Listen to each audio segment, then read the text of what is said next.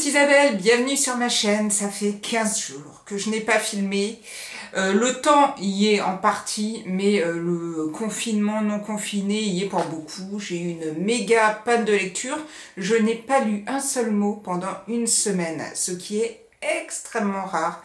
Mais entre le télétravail, l'école à la maison qui est revenue, mais comme je ne télétravaille du travail, je sais pas que vous suivez, hein. Je télétravaille du travail, mais ma fille fait l'école à la maison, ce qui est un peu logique.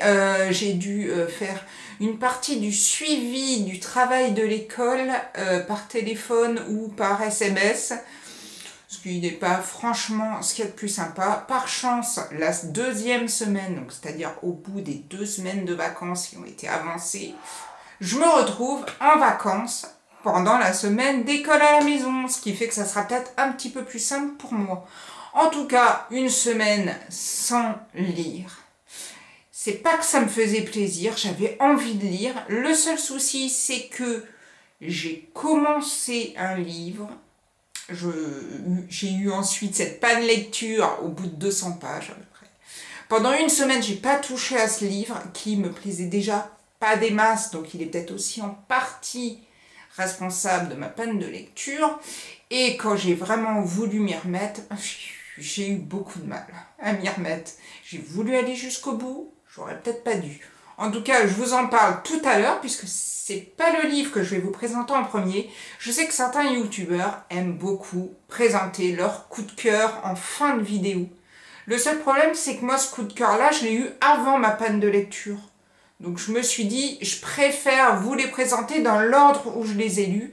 Parfois, ça explique aussi des différences dans mes avis de lecture et comment j'ai ressenti tel ou tel livre, puisque forcément, selon l'ordre dans lequel on les lit, on ne réagit pas toujours de la même façon.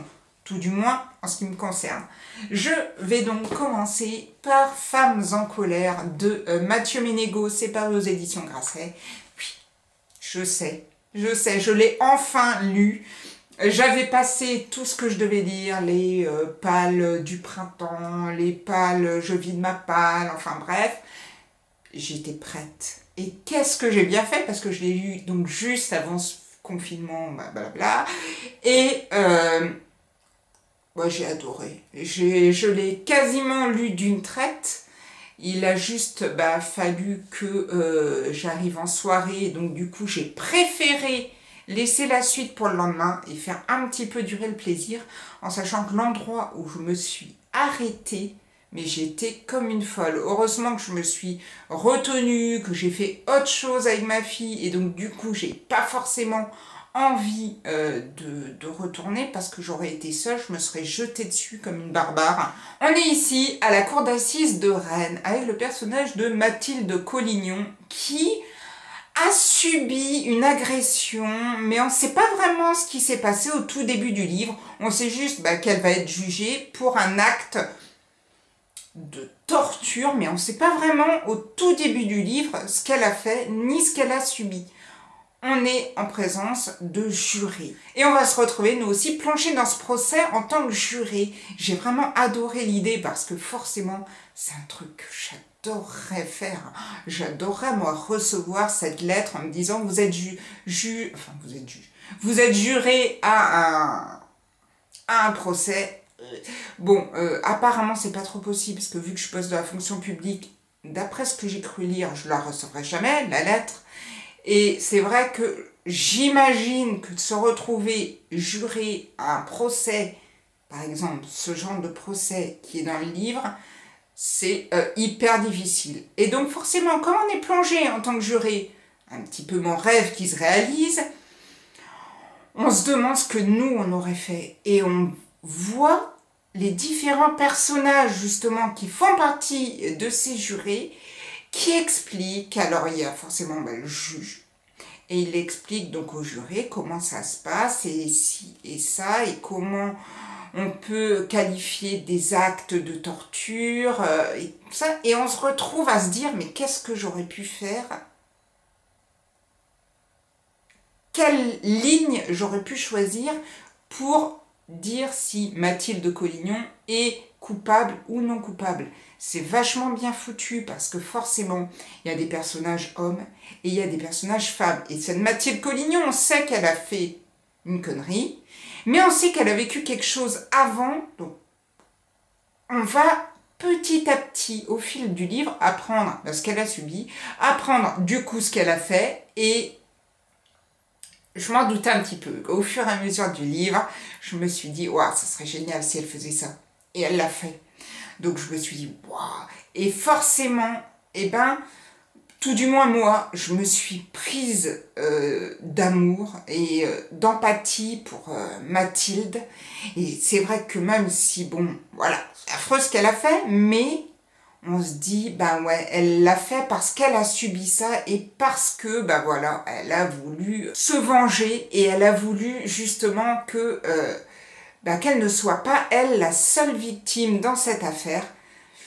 Et on arrive, alors là, tout au long, mais moi j'étais là, mais qu'est-ce qu'ils vont dire? Est-ce qu'ils vont dire oui? Est-ce qu'ils vont dire non? Et on est pris, et on se dit, mais tiens, qui est-ce qui va dire oui? Qui est-ce qui va dire non? Oh, c'était, mais j'étais totalement dedans. Et j'ai vraiment adoré ce bouquin. Je suis arrivée à la fin, j'ai fait, mais quel taré, quoi. En tout cas, j'ai adoré. C'est coup de cœur, coup de cœur, coup de cœur. J'avais moins aimé Disparate, qui était le livre d'avant, qui m'avait moyennement plu. Mais là, on retombe dans le talent qu'a Mathieu Ménégo de se mettre à la place des femmes. Et ça, c'est vraiment un super roman pour les femmes. Lisez-le. Même si, voilà, c'est pas un thriller, c'est un roman, mais c'est the roman de l'année. Pour moi, il sera bien classé au top 10 de mes lectures. Mais j'ai vraiment beaucoup aimé. Je ne peux que vous encourager à vous jeter dessus et je regrette déjà de l'avoir fini. Et je vais essayer de peut-être que je me prendrai d'amour de le relire parce que vraiment ça a été une super lecture. On termine donc là et je commence le fameux livre qui a entraîné ou pas la panne de lecture. Je commence L'homme au murmure d'Alex North. C'est paru aux éditions Seuil. C'est un thriller. On est avec Tom, c'est un écrivain, il est veuf, il vit avec son fils et il décide de déménager dans une petite ville qui s'appelle Fairbanks. Dans cette ville, 20 ans plus tôt, a sévi un tueur en série qui s'appelle l'homme au murmure et qui appâtait ses victimes en leur murmurant des phrases et forcément Jack, le fils de Tom, va entendre ces murmures et on va donc se replonger dans cette enquête sur ce tueur en série qui pourtant a été arrêté. Mais alors est-ce qu'il y a une autre personne qui essaye de l'imiter? Est-ce qu'il a des contacts avec l'extérieur justement pour...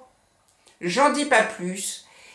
Voilà, j'ai lu 200 pages, j'ai trouvé l'idée au départ plutôt pas mal. Je me suis quand même laissée entraîner par ce livre. J'ai ramé un petit peu, et puis j'ai redonné un petit coup de fouet, je suis arrivée au bout des 200 pages. 200 pages, boum, Macron parle et on se retrouve confiné, mais pas vraiment, mais on peut sortir, enfin bref. Et là, blocage. Je me suis retrouvée en me disant, mon Dieu, ça y est, télétravail, je vais plus voir personne au travail, je vais plus voir mes lecteurs qui vont arriver, je vais me sentir seule, et qu'est-ce que je vais faire? Et j'ai plus personne avec qui je peux partager mes lectures. Et là, j'ai eu un moment de vide. Et je me suis dit non. Et c'est vrai que, parce que j'aime moi dans mon métier, c'est partager avec les gens. Et le fait de ne plus avoir de personnes, je me suis un peu sentie comme un élève. Vous savez, quand on était tout petit, qu'on nous mettait au coin, qu'on ne pouvait plus partager avec les autres, moi j'ai été un petit peu mise au coin. Même si on pouvait sortir, c'était plus la même chose pour moi. Et donc, ça a eu une répercussion sur les livres. J'ai complètement arrêté de lire.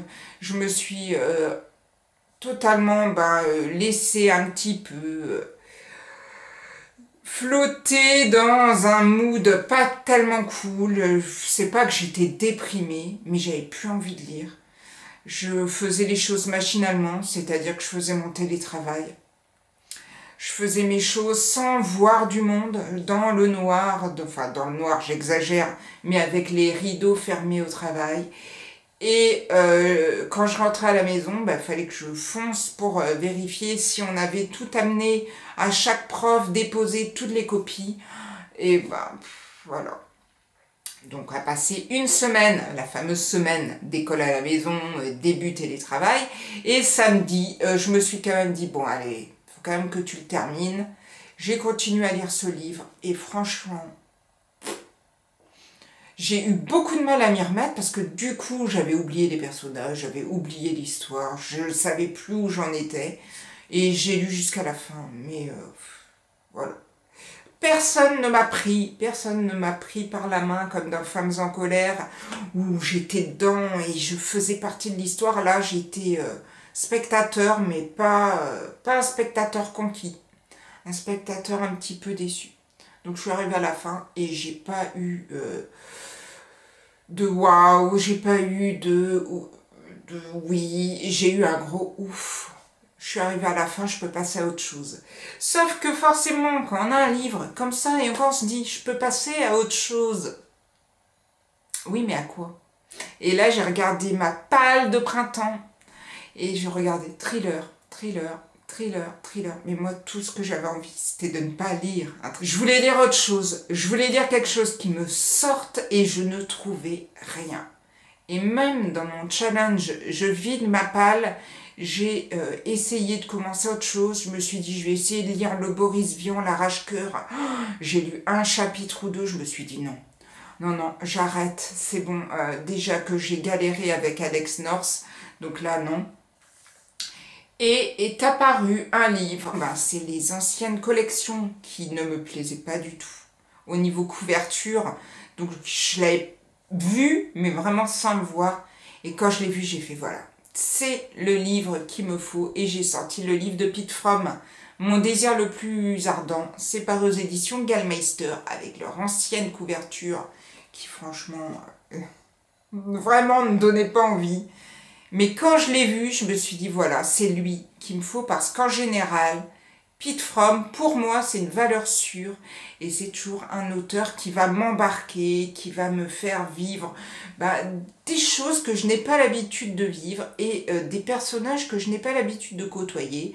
Alors, j'avais été dans les Rocheuses, j'avais vécu avec cet homme dans Indian Creek, un roman magnifique qui gardait ses yeux de saumon, non, ses œufs de saumon.